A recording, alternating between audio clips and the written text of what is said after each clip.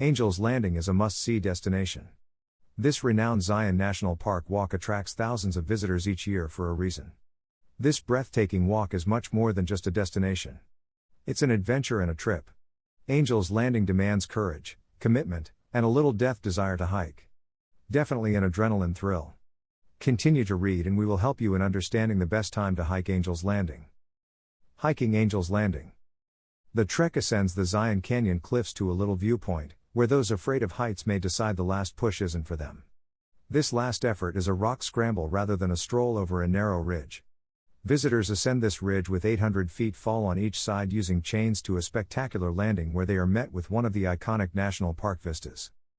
Angel's Landing is a challenging and enjoyable walk. Before you try to walk Angel's Landing, there are a few things you should know. Angel's Landing Permits Lottery is part of a trial initiative to regulate hiking traffic on the path. Zion National Park will issue permits to hike Angel's Landing from April 1, 2022, until February 28, 2023. The first set of permits will be granted at the start of each quarter in a seasonal block, and the second set will be issued the day before. For up to 6 persons, the lottery application costs $6. You will be charged $3 for each individual you enrolled if you win a permit.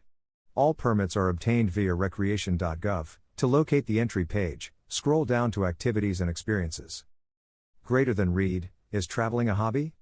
The ultimate guide to an exciting way of life. Greater than learn about the downsides of traveling as a hobby. Angel's Landing lottery information for the season. Once a quarter, a seasonal lottery is conducted for the next quarter. The lottery will be open from the 1st to the 20th of each month. The drawing will take place in 5 days. As a result, you'll need to apply for permits 4 to 6 months in advance.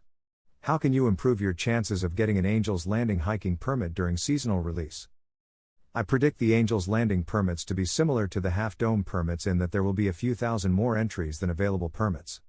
This means that not everyone will be granted a permission.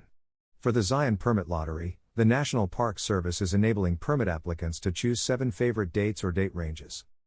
If you're going with a group, make sure each person fills out their own Angel's Landing lottery application and names an alternative tour leader. Please enter a date range. Enter for your full Utah road trip if you're planning one. However, the more options you have, the higher your chances of acquiring a permit. If your name is drawn, the National Park Service will provide you the first available permit within your preferred dates. If there are no permits available for your preferred dates, you will not be granted one. What is the best time to hike Angel's Landing? Hiking season at Angel's Landing. The Angel's Landing Trail is available all year. Spring and fall are the finest seasons for trekking. Because the path has little shade, a summer trek may be quite hot. If hiking Angel's Landing in the winter, be prepared and don't go any farther than Scout's Landing if the route is ice. Angel's Landing is best explored early in the morning or late in the day. Taking the first Zion Canyon shuttle into the canyon is strongly recommended. Hundreds of people climb this path every day throughout the summer in Zion, making it an extremely popular trek. The majority of hikers will begin between 8 a.m. and 3 p.m. Taking the first shuttle gives you an hour or two to trek up the path before the hordes arrive. Starting late in the afternoon means you'll be ascending when most hikers descend, avoiding crowds and allowing you to enjoy the sunset from Angel's Landing. Going ahead with your hike. Angel's Landing Zion Shuttle. The Grotto Trailhead is where the Angel's Landing Trail begins. The Grotto Trailhead is situated at Zion Canyon Scenic Drive Shuttle Stop 6. Access to Zion Canyon Scenic Drive is usually confined to the Zion Canyon Shuttle from May to mid-November. The Zion Canyon Shuttle is available at the Visitor Center and the campground. Trail West Rim. At the foot of Zion Canyon, the trek begins by crossing the Virgin River. The sandy path gradually gains height as it follows the Virgin River. Always remember to glance up. The canyon bottom provides spectacular views of Angel Landing. The route curves as you near the foot of Angel's Landing, and you'll come to the first series of switchbacks up the slope of Cathedral Mountain. I hope you didn't forget about leg day. Take one last glance towards the canyon. It'll be a long time before you see it again. Refrigerator Canyon is called for these switchbacks. Between the landing and Cathedral Mountain lies this tiny slot canyon.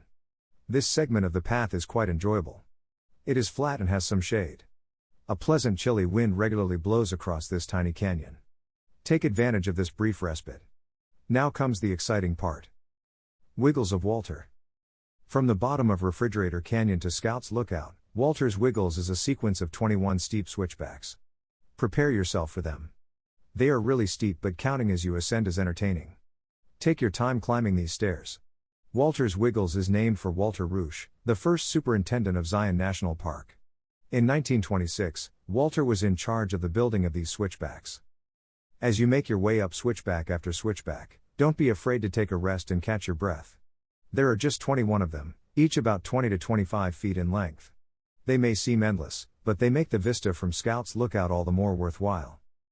Lookout Scout. Scout's Lookout is reached after hiking up the final switchback. The official name is Scout's Lookout. Chicken's Coop is how I like to refer to it. Scouts is a great area to drop your day pack and relax for a few minutes while enjoying a snack. Look down into the canyon and check out the remainder of the route to Angel's Landing while you're having a break. Examine it carefully. Consider the warning indicators before deciding. Many hikers reach Scout's Landing and then turn around and return, thus the name Chicken's Coop. To be honest, there's no guilt in skipping the last half mile to the landing. Do what you believe is prudent. Final words. Now you are aware about the best time to hike Angel's Landing.